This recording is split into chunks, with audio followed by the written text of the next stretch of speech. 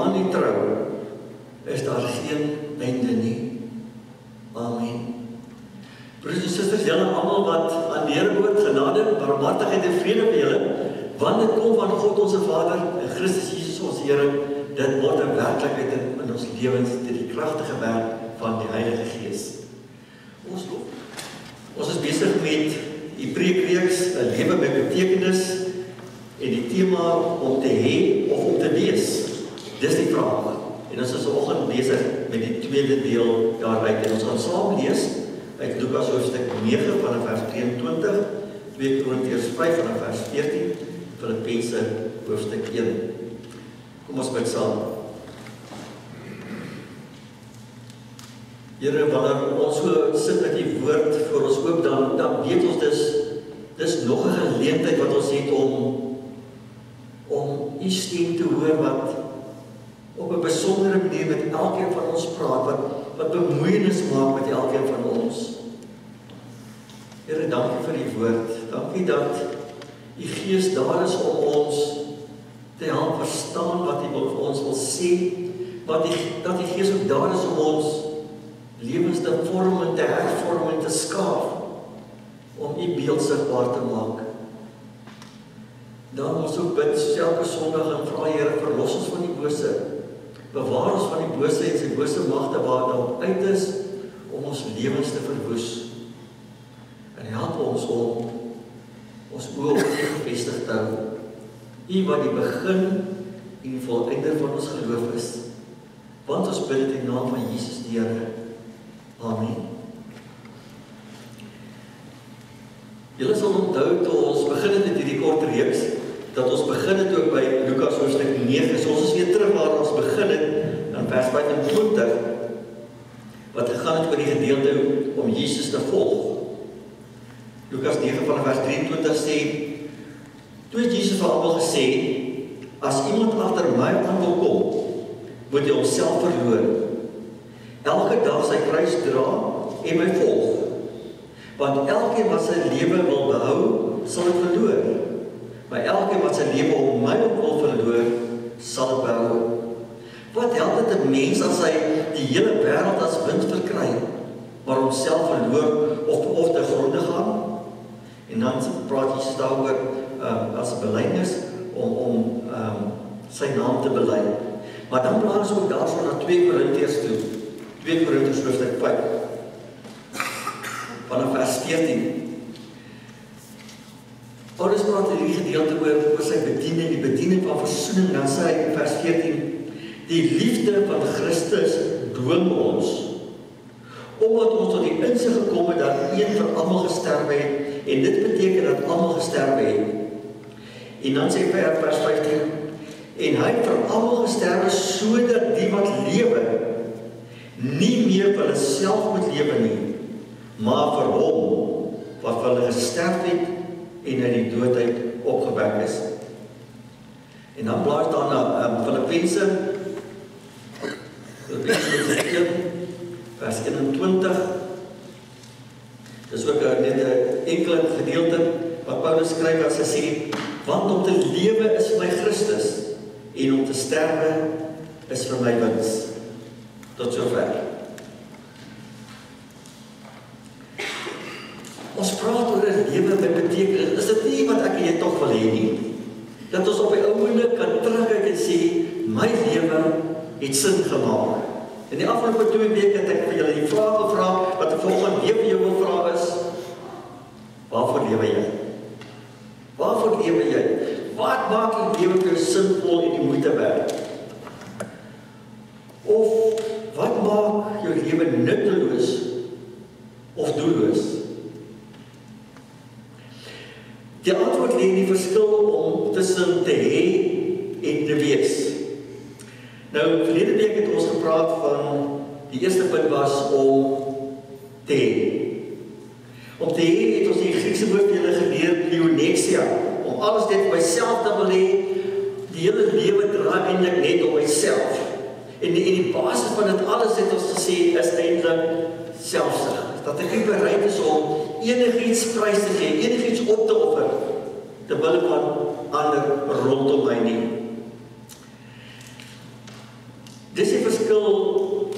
Die verskil is om tussen te hê en te wees is, waar ek of alles vir myself wil hê, of bereid is om alles vir ander te gee, om alles prys te gee.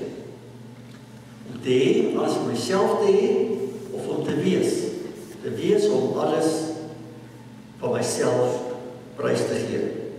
So vanoggend kyk ons na die tweede punt, en dit is om te wees. Die eerste punt was om te hê, so die tweede punt in hierdie reeksie is om te wees. Ek het al baie keer gewonder, as ek in Petrus, Johannes of Jakobus se skoene was, wat sou ek gedoen het as ek daar besig was om vis te vang, soos hulle, Matteus 4 vers 18, besig met daglikse aktiwiteite, ek is die broodwinner, ek is besig met my lewensbestaan, en dan skielik daag hier 'n vreemde man op. 'n Vreemde man met die naam van Jesus, en hy sê, laat staan alles waarmee jy besig is. Los dit nie daar, kom hier en volg my, en ek gaan vir jou 'n hele ander manier van lewe wys. Sou ek alles net so laat staan het. En gesê, right, hier gaan ek. Want ek dink as die Here vandag sou kom en hy sou hier voorkom staan en laat staan alles waarmee jy in jou lewe besig is. Kom hier en volg my. Dan sou ons waarskynlik gesê, maar wie gaan vir ons sorg? Waar gaan ons kos vandaan kry? Waar gaan ons van ons slaap? Watter voordele hou dit vir ons en as ons alles net laat staan en agter hier aangaan? Is daar ooit vir ons 'n toekoms in hierdie nuwe bedryf? Wat van ons pensioen en medies? En wat as ons nie die mas opkom nie? So, wat behels hierdie nuwe rigting alles? Wat is die posbeskrywing om visser van mense te wees waartoe hy ons roep? Dit sou waarskynlik ons reaksie gewees het. En dan kom Jesus en hy maak dit nog moeiliker. Hy draai die skroewe aan. Hy sê posbeskrywing, right, Matteus 10, vers 16 tot 23. Hier kom dit. Moenie dink alles sal altyd net goed gaan nie. Die gevare en probleme is groot en baie. Dit is byna so gevaarlik soos 'n herder wat sy skape deur 'n bos lei waar dit wemel van die luiperds en leeu's. Dit sal nie maklik wees nie. Jy moet ook weet wat op julle wag. Die mense gaan vir julle baie probleme gee. Net omdat julle aan my kant is, sal hulle julle sommer in die tronk wil gooi. Hulle sal julle op die lelikste moontlike maniere voor almal sleg sê. En dit is nie al nie. Hulle sal julle by die polisie gaan aankla asof julle boewe is. Die eerste van alles het ek julle nog nie vertel nie. Dit sal nie net vreemde mense wees wat julle ernstige moeilikheid gaan gee nie. Dit sal tot gebeur dat 'n broer teen sy eie broer draai of 'n pa teen sy kind. Glo dit of nie?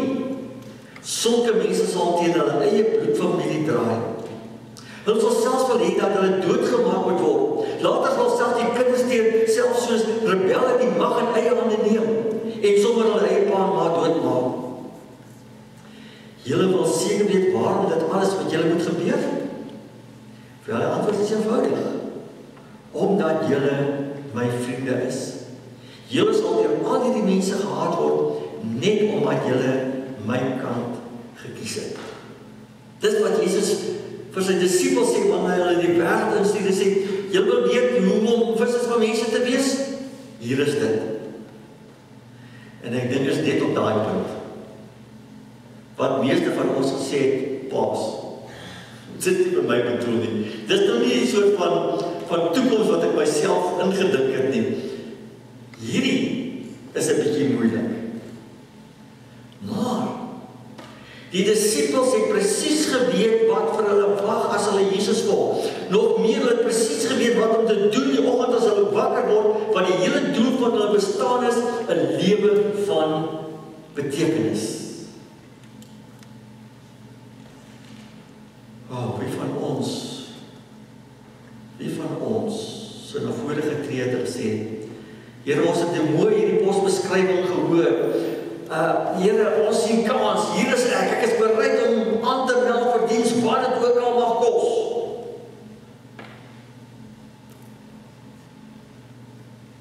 Hoekom doen die disippels dit? Ek bedoel, die Here spel van hulle die feite uit soos dat daar geen onduidelikheid kan wees nie. Hoekom kies die disippels nog steeds om agter Jesus aan te gaan? Dis beslis nie omdat hulle iets daaruit sou kry nie. Dis nie om te hê nie, want al wat hulle sou kry is moeilikheid en swaar kry en vervolging. Maar hulle doen dit want hulle kies om te wees in plaas van te hê. Hulle kies om 'n volgeling van Jesus te wees, om tot beskikking van God te wees, om daar vir ander te wees, om diensbaar te wees, om behulpsaam te wees by mense in hulle nood, om beskikbaar te wees om medegelowiges met hul gawes te dien, om 'n navolgingswaardige voorbeeld te wees van 'n Jesus-volgeling. Hulle kies om te wees. Om te wees wys op 'n gerigtheid na buite en na ander, om weg te kyk van myself en my eie belange en te sê, dit gaan nie oor myself nie. Dit gaan oor die roeping waarmee God my geroep het om iets vir ander mense te wees. Daar iets om vir ander mense te wees is om in die gestalte van Jesus vir iemand te wees, om soos Jesus vir iemand anders te wees. Dit bring ons terug na Filippense 2 vers 3 tot 5. As hy sê, wat is die gestalte? Hoe is dit om soos Jesus vir iemand anders te wees? Dan sê Paulus Filippense 2 vers 3 tot 5, hy sê, moet niks uit selfsug of eersug doen nie, maar in nederigheid moet die een die ander hoër ag as homself. Julle moet nie net elkeen aan sy eie belange dink nie, maar ook aan die van ander. Want dieselfde gesindheid moet in julle wees wat daar ook in Christus Jesus was.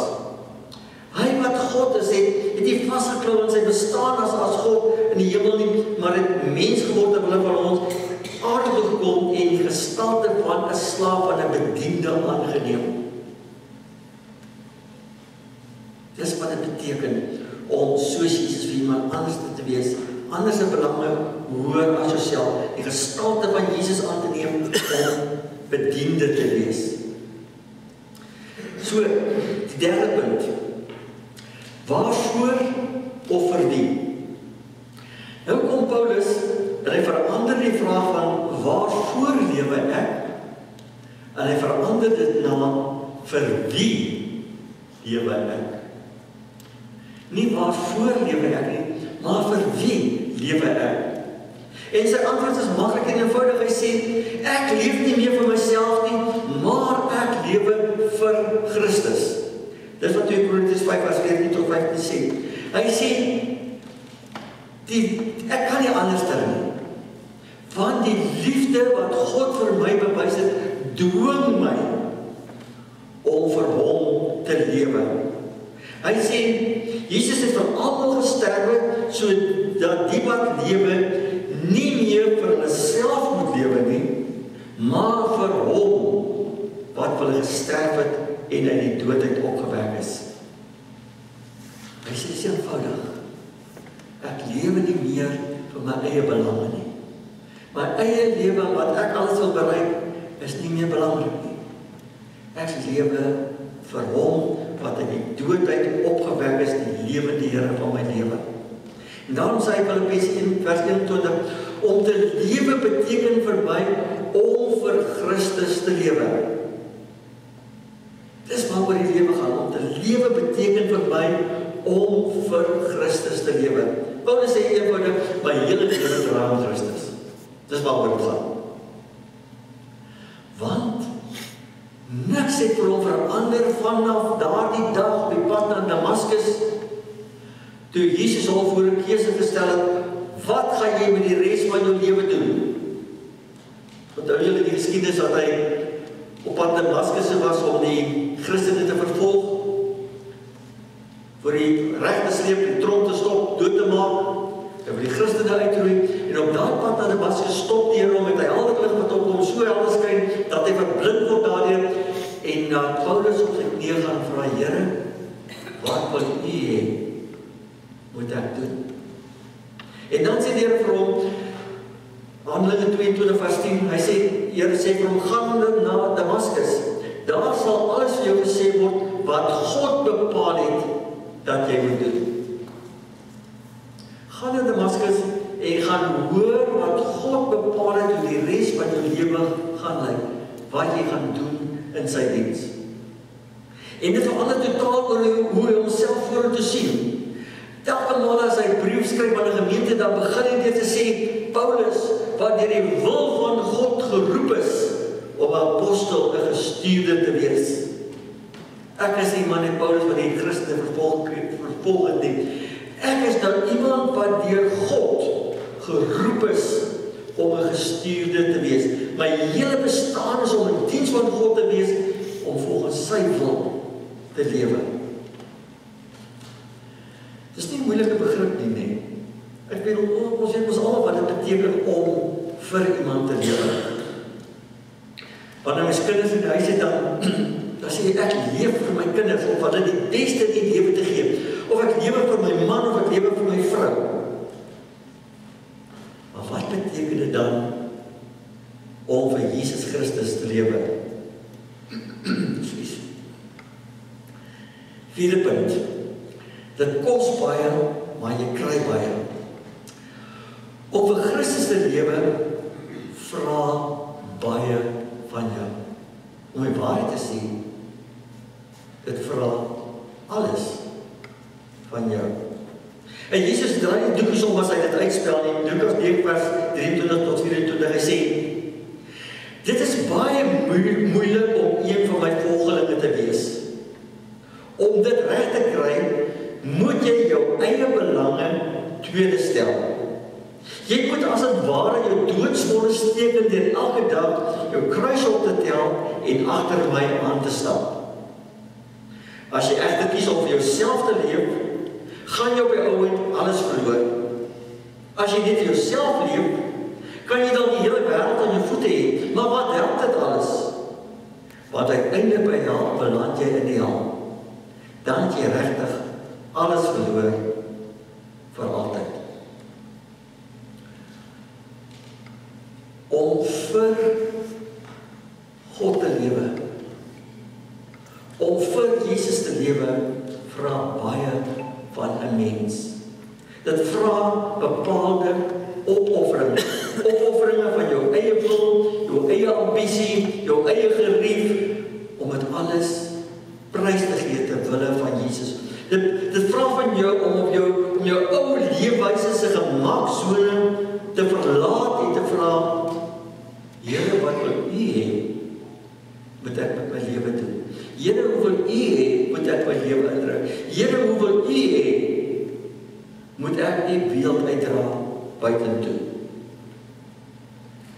Nie my wil nie, maar U wil. Dit gee jou 'n totale nuwe uitkyk op die lewe om te vra, maar waarvoor het God my hier geplaas? Hoekom het God my in hierdie familie, hierdie gesin, hierdie area waar ek bly, hierdie kerk geplaas?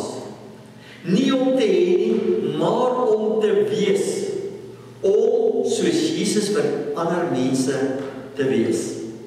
En nou sê Jesus dit, ja, wat ek wil sê, dit is moeilik. Dit is nie maklik om uit te volg nie. Dit vra alles van jou. Dit vra geweldige opofferinge, maar dis die moeite werd om jou ou leefwyse prys te gee te wille van hom. Want sê Jesus in Lukas 9:24, as jy bereid is om alles prys te gee ter wille van my, sal jy vir altyd lewe. As jy bereid is om jou ou leefwyse prys te gee ter wille van 'n nuwe leefwyse tot eer van die Here, dan moet jy weet, hierdie lewe gaan aangaan in die ewige lewe vir ewig saam met God. Hy sê in Matteus 10:23, hy sê, nadat hy die posbeskrywing vir die disippels gegee het, hulle soos skape onder wolwe ingestuur het, dan sê hy, vers 23, maar moenie dat dit julle moedeloos maak nie. Julle het iets baie groters om na uit te sien. Die een wat deur al hierdie swaarkry heen steeds vas agter my bly staan.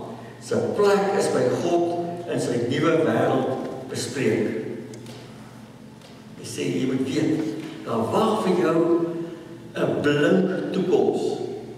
Net hierdie saam met God vir ewig.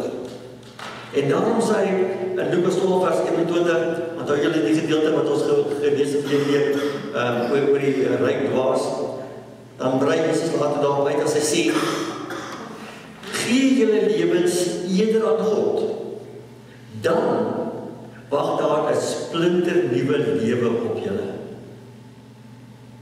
Gee julle lewe eerder aan God, dan wag daar 'n splinter nuwe lewe vir julle. Jesus sê, kyk na hierdie lewe, kyk wat gee aan jou lewe sin en betekenis. Dit wat jy mee besig is dit nie moeite werd. Want wat God vir jou wil gee, is 'n splinter nuwe lewe, waar jy vir God lewe. Maar nie net in hierdie lewe nie, dan wag ook vir jou die ewige lewe, met al sy belonings wat daaraan verbonden is. Daarom sê Jesus, kyk verder as hierdie nou. Kyk na wat vir jou wag. Dit maak vir jou die moeite werd. En jy moet sê, Dominee, ja, oké. Ons hoor al die goeders, maar wat beteken dit hier en nou? Punt 5. Hoe om te wees? Hoe om te wees in plaas van te hê? Hoe om te wees? Hoe om soos Jesus vir ander mense te wees? Dit is heel prakties om liefdevol te wees teenoor medegelowiges volgens Jesus se maatstaf. Julle moet mekaar lief hê soos wat ek julle liefhet, sê Jesus. Dis die maatstaf. Dit is om vreugdevol te wees te midde van al die neerdrukkende gebeure in ons land of dalk in jou lewe, omdat jy jou vreugde in die Here vind en dat hierdie vreugde aansteeklik sal deurwerk. Dis om vredelievend te wees, sover as wat jou afhang, in vrede met almal te lewe en 'n vredemaker te wees. Dis om geduldig te wees met mekaar se foute, omdat jy weet by elke vinger wat ek wys, is daar 3 vingers wat terugwys na my toe. Dit is om vergewensgesind te wees, omdat jy die wraak aan die oordeel van God oorlaat. Dit is om vriendelik te wees, al word jy dan soos 'n stuk vuil goed behandel. Dit is om getrou te wees in die klein dingetjies, en dis dalk die moeilikste deel vir ons, is die getrou te wees in die klein dingetjies. Doodgewoon dingetjies soos om 'n Sondag kerk toe te gaan, om jou dankoffer te gee, om getrou te wees in die bedieninge waarin jy betrokke is, om te sê, hier is ek, druk op my knoppie, ek is op my pos. Dit is om selfbeheers te wees, wanneer jy meer opvlam, en jy dalk in woede bepaalde opmerkings wil maak. Dit is om eerbiedig te wees teenoor mense wat ouer as jy is, en in gesagsposisies is. Dit is om bidend te wees, en dis die een ding wat ons almal tog die nodigste het, is om te bid en voor gebid te word, vir dit wat in ons lewens gebeur, dit wat in die noodsituasies wat ons onsself baie keer bevind, vir ons kerk, vir ons land. En dan kan jy niks anders te doen, is dit die beste ding om te doen, is om dan te sê, ek sal bidend wees. Dit beteken om hoopvol te wees, wanneer almal rondom jou moeg en depressief is, of vir mense met nuwe moed te begeester. Dit beteken dat ek dalk 'n telefoon moet optel, of 'n WhatsApp boodskapie moet stuur, of dalk net 'n drukkie of 'n glimlag op die regte tyd. Maar om te sê, weet jy wat, dinge gaan verander, want God is saam met jou in hierdie situasie. Om te wees beteken om betrokke te wees met jou gawes. Ek dink vir geleenthede waar jy kan bruikbaar wees, waar jy hulp kan verleen. En moenie wag om gevra te word nie. Meld jouself aan. Sê, hier is ek, gebruik vir my, of dit nou by die teeskink is, of by die Vrydag ontbyt, of by die makietie, of 'n besoek by siekes, of eensames, of gebedsgeleentheid voor kerk, elke Sondag, daar in die gebedskamer, dat jy kan na vore kom en sê, hier is ek, Hier is ek, want ek wil betrokke wees. Dis om opvaardig te wees, om die nood van mense rondom jou raak te sien, hulle emosionele nood, hulle sosiale nood, hulle finansiële nood, en iets daarop te doen. En as jy nie dit self kan raak sien nie, kom vra en sê, wys my waar is die nood, dat ek betrokke kan raak daarby. Want of dit nou by Ottelpark is, of op Horizon Laerskool is, wat ons graag betrokke wil raak, die nood is daar. Jy moet net na vore kom en sê, hier is ek, om te wees, om soos Jesus van ander mense te wees. Hoekom sal 'n mens so lewe? Hoekom sal 'n mens so optree? Hoekom sal 'n mens so wees? Maar dit vra baie. Dit vra alles. Hoekom sal ek gewillig wees om 'n lewe te lewe van te wees in plaas van te hê? Want ek leef vir God. Ek leef nie meer vir myself en my eie behoeftes nie. Ek leef tot eer van God. En dis die hele doel van my bestaan as kind van God. Dat ek lewe tot eer van God, sodat sy naam groot gemaak kan word. En dis wat Jesus sê in Matteus 5:16, as hy sê, julle is die lig vir die wêreld. Hy sê, moet dit nie onder 'n maatemmer onder 'n emmer gaan wegsteek nie, want julle is die helder lig wat in die donker wêreld op al die onreg, op al die verkeerd, op al die sondes, alles wat verkeerd is, moet skyn. Julle is die lig wat Jesus se liefde en genade sigbaar moet maak. Hoekom? Laat julle lig voor die mense skyn, sodat hulle julle goeie werke kan sien. Hierdie om te wees werke wat ek genoem het. Sodat hulle julle goeie werke kan sien en julle Vader wat in die hemel is verheerlik. Julle moet dit doen, hierdie goeie werke doen om te wees, sodat God al die eer in die hemel kan kry. Dat die mense sal opkyk na God en sê, wow, dit is hoe volgelinge van Jesus lyk. Dit is hoe kinders van God is. Dan ek die God weer ken. Sodat God al die eer kan kry. Petrus skrywe aan mense wat baie swaar kry onder hulle base en onder die heidene, as gelowiges in 'n heidense wêreld. Hy skryf in 1 Petrus 2:12, hy sê, gedra julle altyd goed onder die heidene, sodat al praat hulle kwaad van julle asof julle misdadigers is, hulle julle voorbeeldige lewe kan sien en God kan verheerlik op die dag van afrekening. Hy sê jou lewe moet so wees, so voorbeeldig wees, dat mense daardeur geraak word. Dat hulle op die ouende so geraak word daardeur dat hulle tot bekering kom en die dag met die afrekening wanneer Jesus weer kom en sê, dank die Vader wat in die hemel is dat my pa met so en so gekruis het. Want daardie persoon het my gehelp om my lewe te staan. En daardie persoon het my gehelp om met Jesus raak te sien. Dis wat Petrus skryf. So. Waarvoor is ek en jy hier? Waarvoor het God my gemaak? Wat is my roeping? Wat gee betekenis aan my lewe? 'n Lewe met betekenis is 'n lewe wat aan God toegewys. 'n Lewe wat ek sê ek lewe vir God. Om soos Jesus vir iemand anders te wees. Dit is 'n lewe wat opofferend is, wat op ander se behoeftes gerig is, om my lewe vir hulle sinvol te maak.